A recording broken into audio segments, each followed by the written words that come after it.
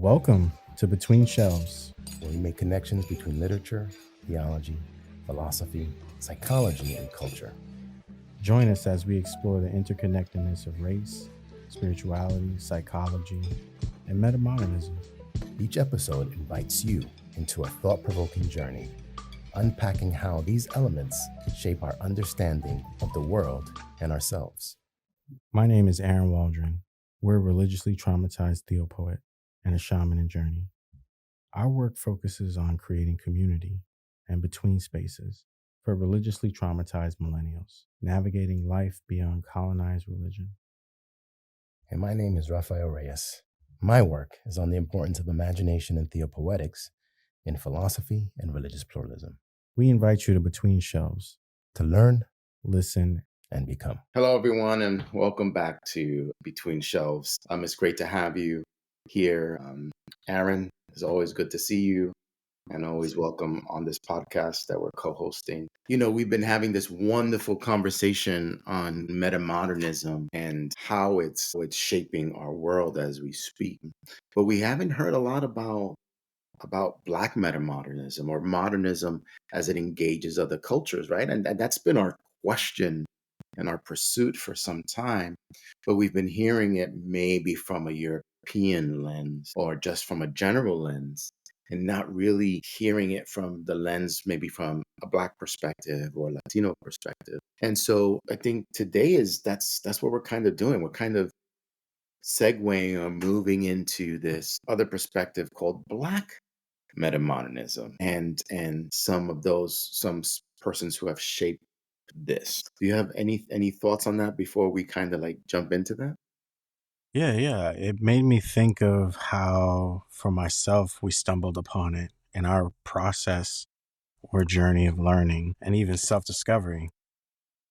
As we started to explore post-colonial frameworks of thinking, deconstructing colonial thinking, engaging or starting decolonization, we stumbled upon metamodernism as this concept of almost this African Sankofa, like we can't go forward without retrieving important things from the past that we have left behind. So this concept is how we initially understood metamodernism. It was like, wow, that's really dope.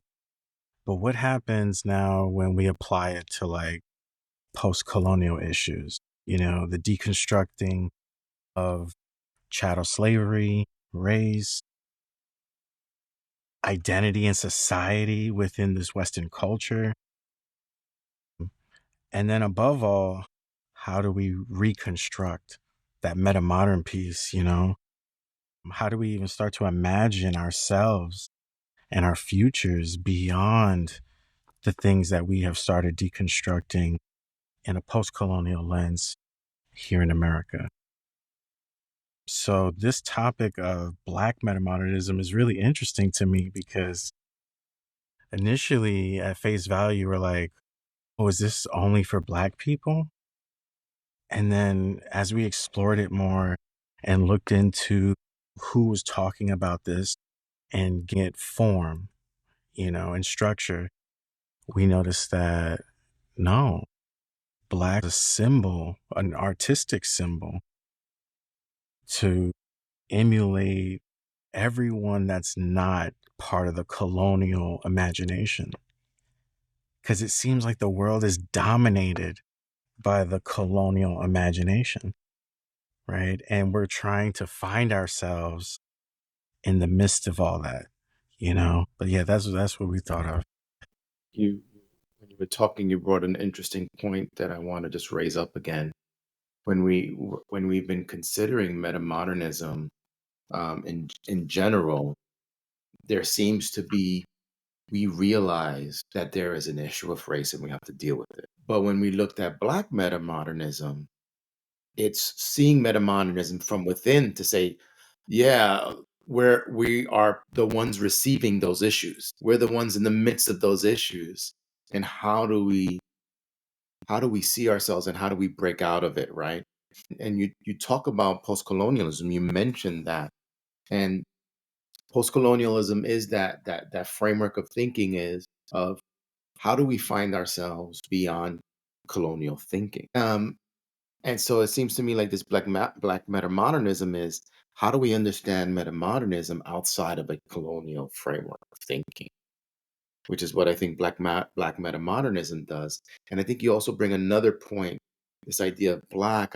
It brings to me James Cone, someone that we've read and known, right, on Black liberation theology, and in particular, what he says there is black is not meaning a skin color, but but this perspective, right? What does it mean to be black? And then he lays it out. This is what it means. So if you're on this side, you are black. And so I see this happening in in the same framework. It's an other, right? It's an other metamodernism. It's looking at using a different historical lens to say, what does metamodernism look like? What does life look like beyond modernity, which is where we have civil war, civil rights era, right?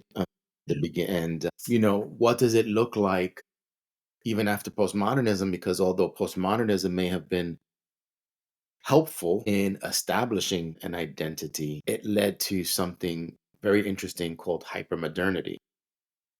And this hypermodernity is that super individualism, which is actually opposite from black thinking, right? From a form of black liberation, or even a form from even Latinx thinking. I want to start incorporating that because I think you and I both, from our own Latinx backgrounds, Cuban, Puerto Rican, African, Caribbean heritages. Um, this move to hypermodernity is problematic because we're not individualistic. We are heavily community oriented. And our belonging is within community. We can't dance without the congas and the bongos, right? Which automatically means, hey, we have a relationship. I dance with, right? And that as an example of this community piece and the struggles that we face. So when we hear this Black metamodernism, it's looking at a different history, a different historical lens, and then shapes metamodernism or what we're seeing. And so with that, we were talking about this earlier before the podcast. Metamodernism is not a thing that's in place, but a feeling. And I was wondering if you could share a little bit about what you meant by that. Yeah, yeah, definitely. That was another intriguing piece for me about the framework of metamodernism, that the underlying foundation was a feeling. It came out of an artistic expression, right? Even from a theological perspective, this would then be a more imaginative relationship versus a logical relationship. We could have logos versus Sophia, masculine versus feminine. And so you see that with metamodernism being something that's built upon a feeling, it's very much human like, right? It's something that humans can get closer to because we are filled with and run by feelings, emotions. We're very emotional beings. So our frameworks should start to include that emotional intelligence, right? In this kind of way where we start to say, wait, we used to be afraid of this. We used to think that this was wrong or not valid. But now as we circle back, we're beginning to learn that we can learn something new, you know? So that's awesome. I want to say that that echoes something that we find when we have a discussion on postmodernity and postmodernism. That when this shift from modernity to postmodernity was happening, it starts off as a feeling because in reality, it's sort of like, we know we can't do this anymore. And so what we're seeing are reactions to the outcome of modernity in full force. And what we now do is we're like surfing that wave and feeling out, what does it look like? Where do we need to go? And kind of surfing that out. And I'm seeing the same thing here in metamodernity. Metamodernity is what, at least maybe 20 years old?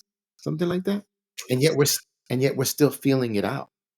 It's still shaping and formulating because if we look at even our present day, it's shaping because there's a backlash, there's a push because they don't want it to happen. But nevertheless, this, yeah, it's a feeling that's forming and it's solidifying, it's concretizing. We're seeing it in multiple ways. I kind of wanted to go back to this other history piece. And when we speak with Jermaine Marvel, and he's one of the ones that he's going to be joining us in our next podcast concerning Black Meta-Modernism. He's been sort of the forerunner in writings and really lifting it up.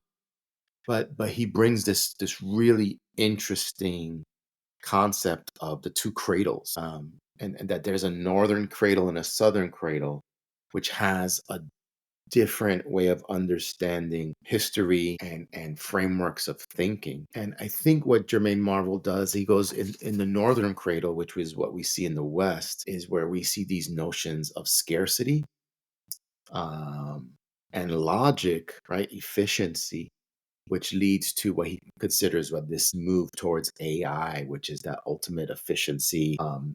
These decisions that are made to reduce, so we get best outcomes. And so Black Meta-Modernism actually doesn't come out from that, but chooses the Southern cradle, which is the more matrilineal places, relationship oriented, um, and more communal in that sense, and leads off from abundance. And I find that fascinating because then meta-modernism that is abundant, right? A cultural framework of thinking that deals with abundance, that allows for cultural expression, is sort of like a burden off. Once again, I think that is what we're facing today, in the sense that where they're trying to remove other cultural ways of thinking, right?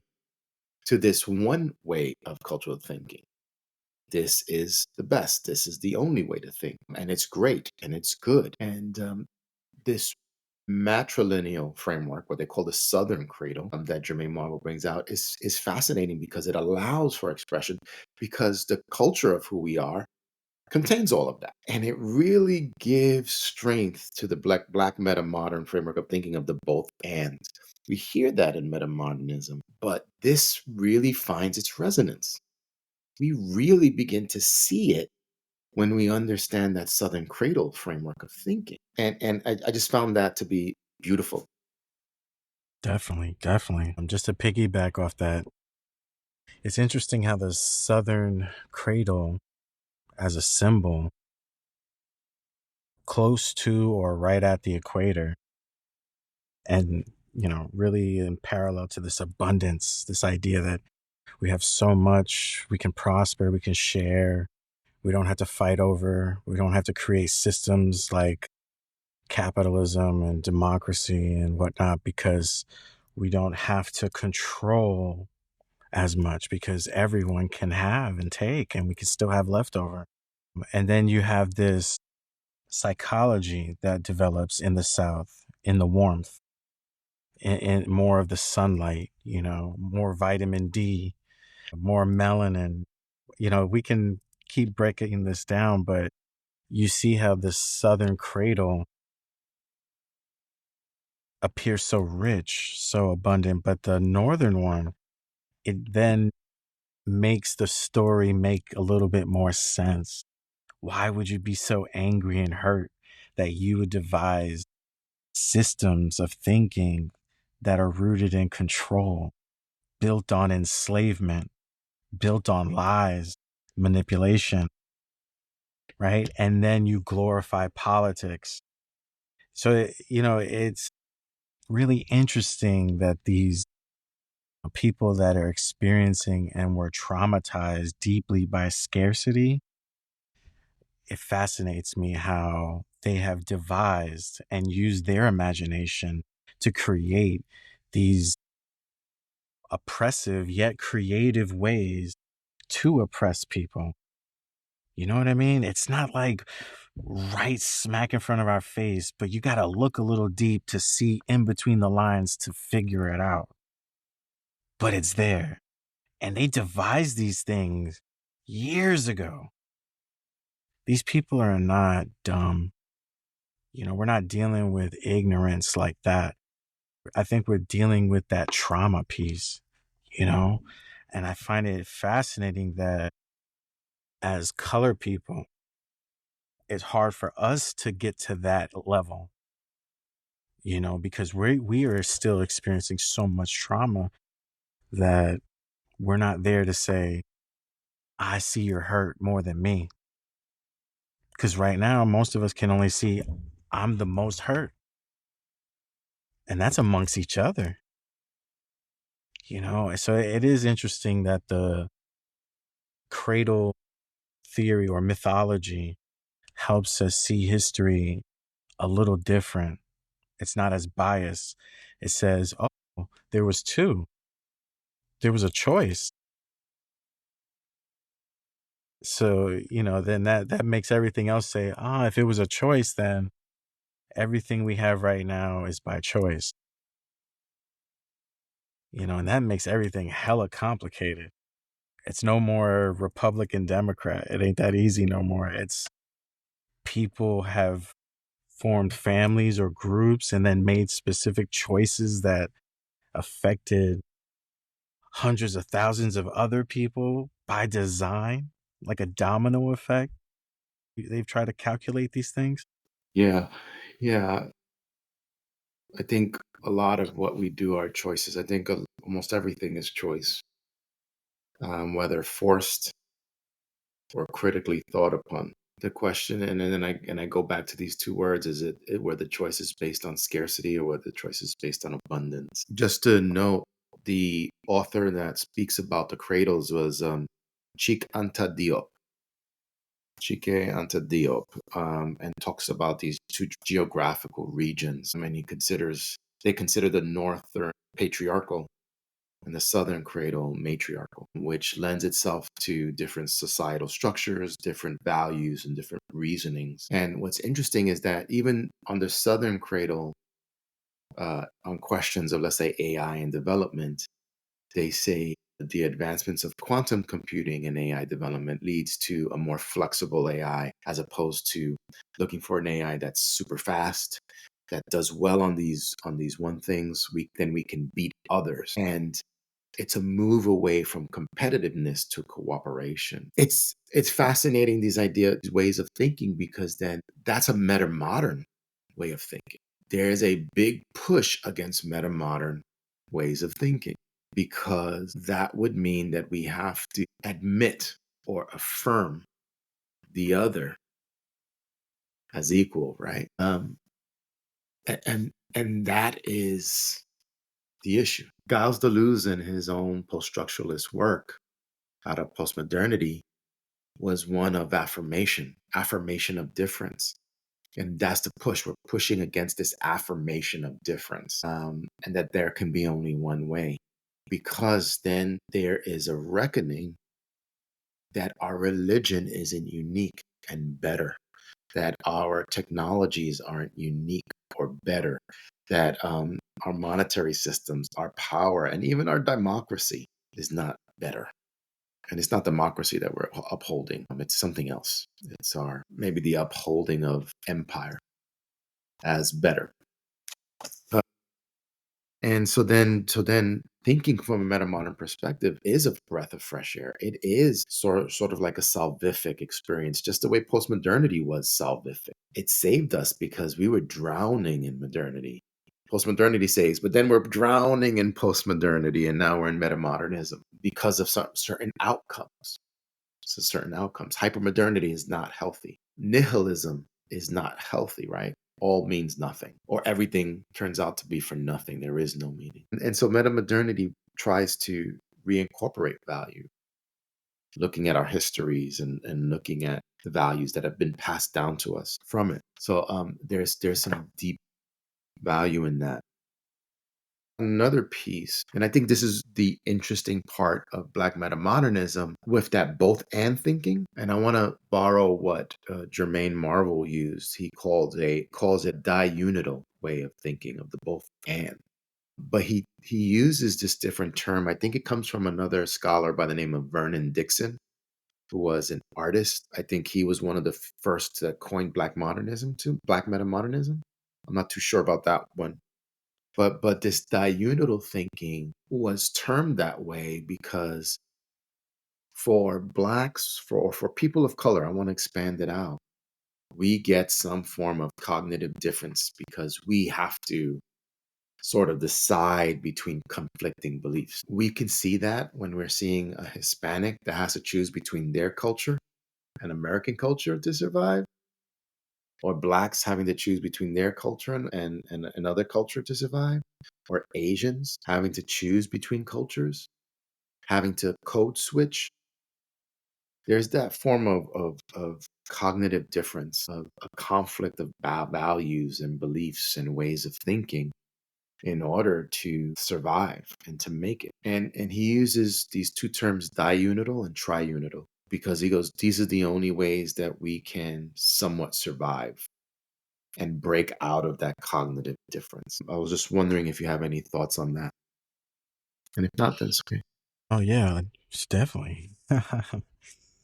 um, Diurnal thinking for me is more like a dialogue, you know, going back to Paulo Freire and how we need more than just one to engage, you know.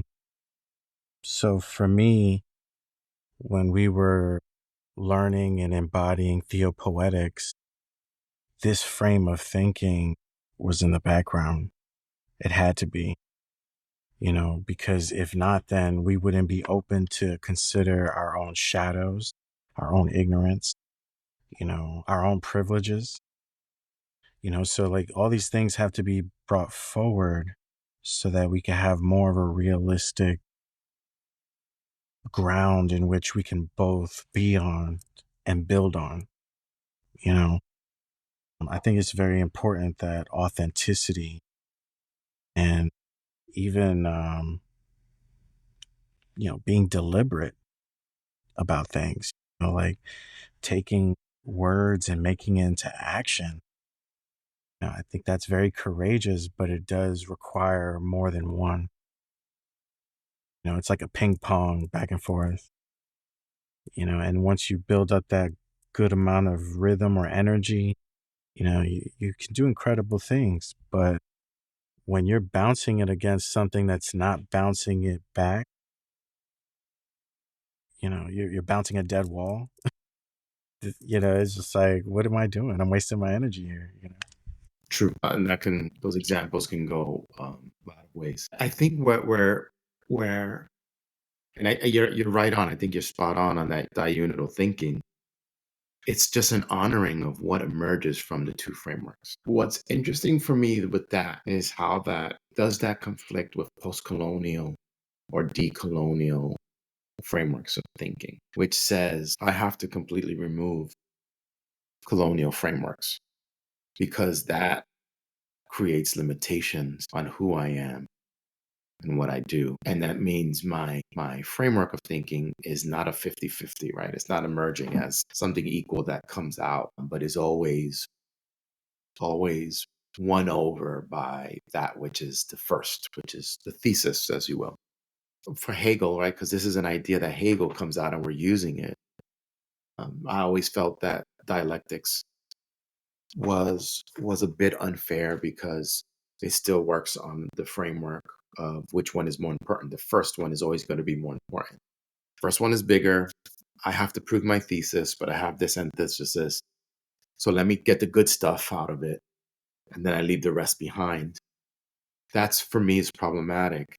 And I would hope that the diunital framework of thinking and the meta-modern framework of thinking, and what I would also say is the process framework of thinking, because I'm a process thinker, is that it's never only going to take the best. But in the engagement with the two, I have to come to grips with the reality that I kind of have to throw away both of them and see what happens and emerges with when both of them come together equal. That's a different way of thinking. That's a very different way of thinking. That comes out of in Alfred North Whitehead's book, Adventure of Ideas, when he talks about peace. And he says peace is a gift. But when he describes it, he's saying, for me, in order to be able to engage with peace, I have to let go of my idea of peace and allow it to become a vector, right? And vector in mathematics, it's a point of convergence. That point of convergence shifts ways of thinking. So I affect the change, but knowing that my answer isn't the right one.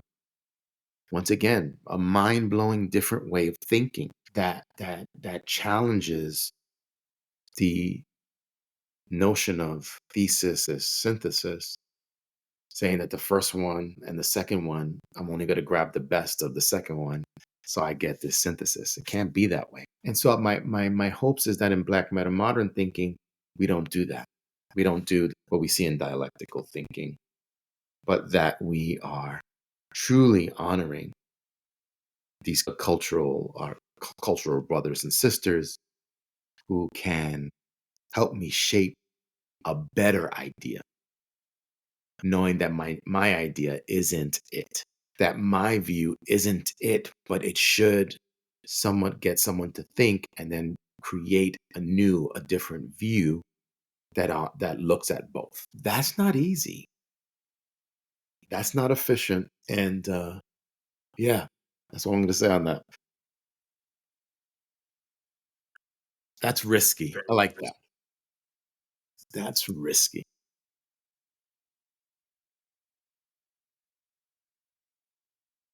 I mean, it's no more the United States idea, but it's a globalized idea. It's Russia and the US working together. Russia, US, China, Korea, Peru, Venezuela, Argentina, and then just naming them as equals as part of it. That's a risk. That is that matrix style of thinking. Everything is there. Everything is there, right? It doesn't get confounded into one.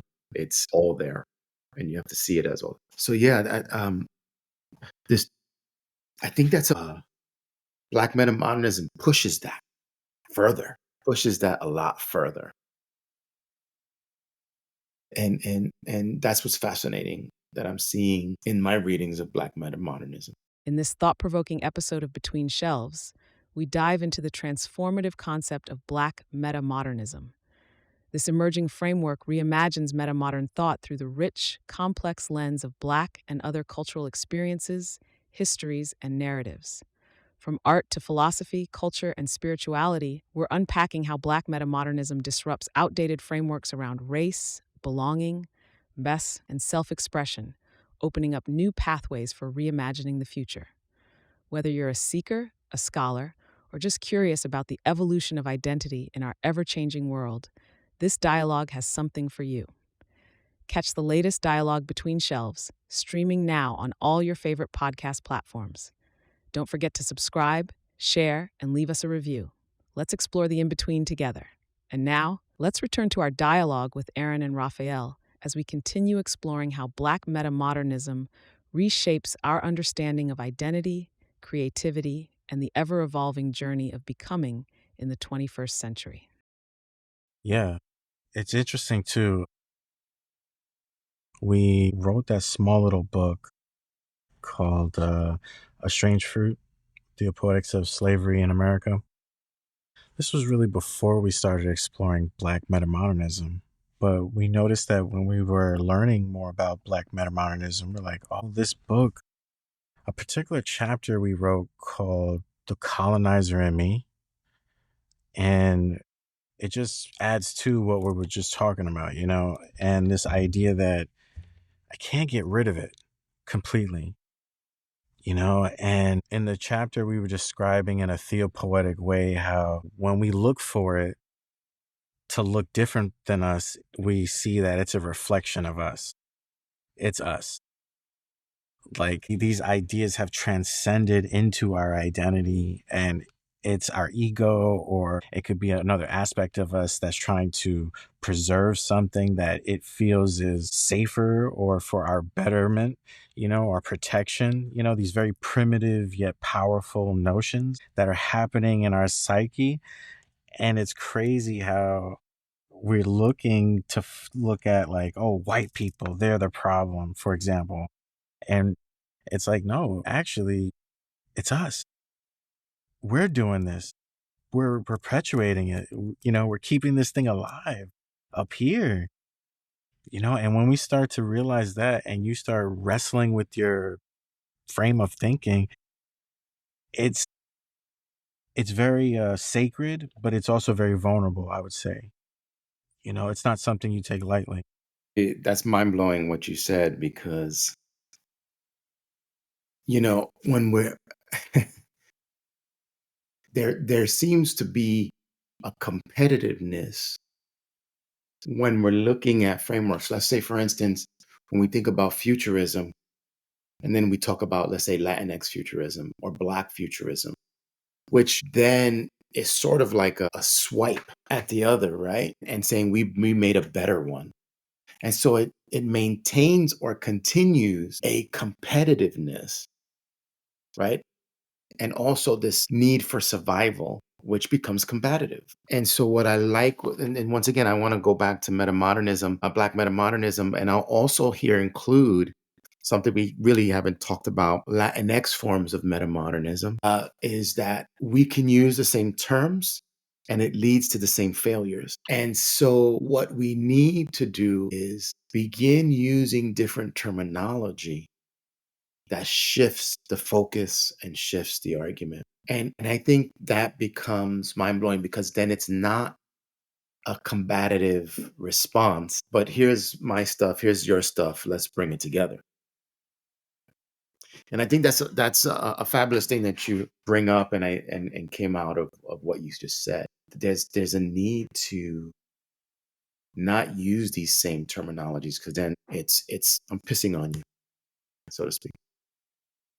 Yeah, or it could come off as I'm ignoring what you have expressed, and even in my early studies in the MDiv in seminary, when we were learning about the early civil rights movement and, this historical piece that overlaid the race and the theology, learning about Black theology, liberation theology, and it was just like, it's so interesting how they're saying the same things, but somehow they don't collaborate. They don't bridge. Why? And so because of that, even in the academic spaces, this division remains perpetuated, where you have professionals that are like, well, I'm Latinx, well, I'm Black, well, I'm Asian, well, I'm queer, and I'm not saying we should all be one. That's not the answer. But what we are trying to really focus on is, it's awesome that my neighbor is expressing themselves, and we should listen. And then when we express ourselves, we talk in a manner that doesn't put down the other perspective, but says, this exists as well, you know? Yeah, and a great example of that is, Kwak is probably one of the major influences in post-colonial theologies. And she did this wonderful critique of Max Mueller, who did sort of like a comparative religions and history of religions piece. And her critique of it, was saying this is very one-voiced, right? And this comes out of the Western perspective. And so you never really know fully the voices of others because you never invited them. And that's what that colonial mindset does. Then, if we use the same voices that they use, the same terms, we still aren't speaking the same language, because I can't articulate who I am to you in that language. Or they dictate the interpretation. Or yeah, because well, that's exactly the reason why. Because once I do it, I've already fallen prey to their interpretation. And so once again, Gayatri Spivak and Can the Subaltern Speak, classical post-colonial text that talks about that, hey, we don't even have our own podiums to speak. Because if we have our own podiums, they won't understand. And then the question is, do they need to understand, or do they need to begin to sort of listen and learn from us? But anyway, I think the Black Meta-Modernism piece is a letting go of both. It's an acceptance of both. It's a letting go of both to see what arises out of it. And I think this is what I'm finding intriguing in the work of Black Meta-Modernism, that I would almost argue pushes a little bit more than what we're seeing in metamodernism in general. I think that's been thought out a bit more and allows for at least the invitation for others to chime in. Yeah, we would definitely hear what you're saying. Like, there's definitely more of a Black meta-modernity happening over a meta-modernity. Yeah, like Black modernity has context, culture, language, specificity, historical events, that correlate. But metamodernism as a thinking frame is just a big umbrella. In order to do the action, we should find ourselves in these emergings like Black metamodernism, post-colonial metamodernism, Latinx metamodernism. Like it starts to emerge and populate as an action, a verb. That's when we can add the modernity piece to it, you know? But I always find that interesting how metamodernism is the umbrella. And as we think in our own contexts and our own life experiences, we start to develop the verb, the action. And what does that look like? You know? Yeah. Just as a side note, as we're closing up, it's going to be interesting because from what I'm hearing, what you're saying, when Latinx begins to formulate their own, if they haven't formulated it already, it's not going to say metamodernism. It's going to it's going to say something different. I would almost argue that maybe Black metamodernism won't stay as Black metamodernism, but what Jermaine Marvel is kind of alluding to, like Black infinitism, which he's hopefully is going to speak a bit about next time in the podcast. It's something different. It's something different. On a very parallel side note, the film Heretic came out 2024. Did you see it yet? Oh god. But yeah, it is interesting to bring up later on about the topic of religion being open or religions being open and the idea of bridges and collaborating amongst faiths. It's just interesting how we try to imagine all these monotheistic faiths working together. But I don't know, maybe it's funny to me and not to others, but it's just interesting how, the belief in one God for each section, and we're all asking them to work under the earth as a collaborative nature, and they're all still like, well, my God or my interpretation of God, and it's like, how do you settle that tone to where they can start talking amongst their differences and see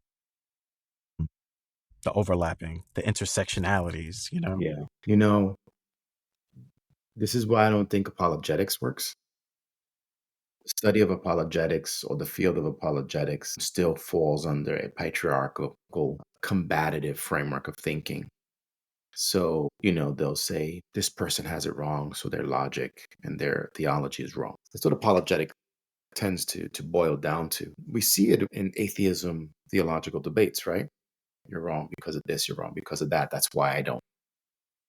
This hard logic just doesn't win the day. It creates animosity, it creates tension, it creates dissension, it creates war, in my opinion.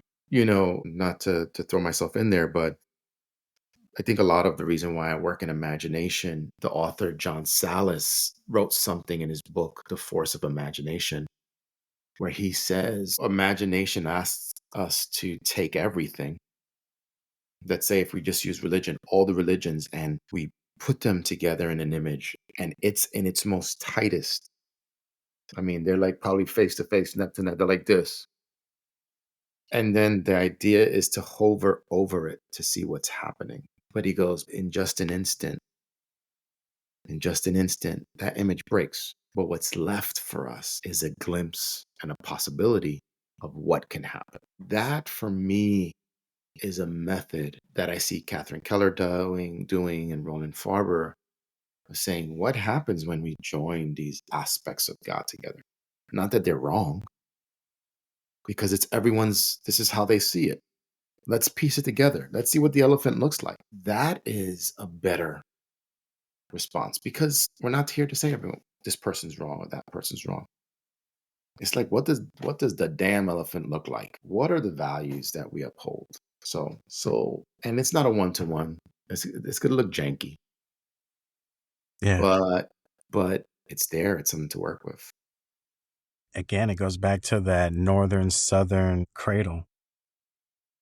They're coming from a place of scarcity that they have to prove. You notice that like there's like an overarching pattern among people that are insecure.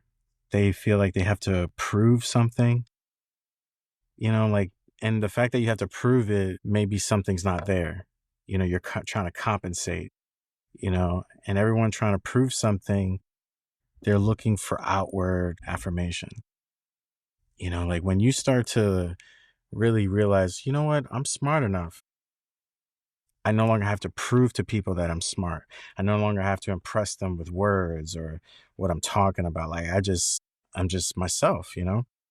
So you see that even in the oscillation between the southern cradle and the northern cradle. You know, you have a very heavily traumatized experience versus that abundance, loving experience. And it's crazy how we could see this in those little dialogues or those little analytical sections of looking at people and history. And it's like, dang, these patterns are shape shifting, but they're similar, you know? Absolutely. Absolutely. Well, I think that's what we have from Black Meta-Modernism, because what's coming up next is we're going to have Jermaine Marvel joining us Yeah. in our next podcast to talk a little bit about his the development of Black Modernism from his own from two pieces, right? His own initial discussions with meta-modern scholars and groups, and then also doing his own historical research on his own scholarship. Yeah. Which is very interesting and worth the read or look into. Yeah, and he's a musician. Yeah. Artist, musician, He's a facilitator, facilitator, spiritualist. spiritualist. Yeah. So it's going to be great conversation, and we're going to have a good time. Well, then, thank you everybody for joining us and being a part of this conversation. We hope you enjoyed it, and see you next time on our podcast.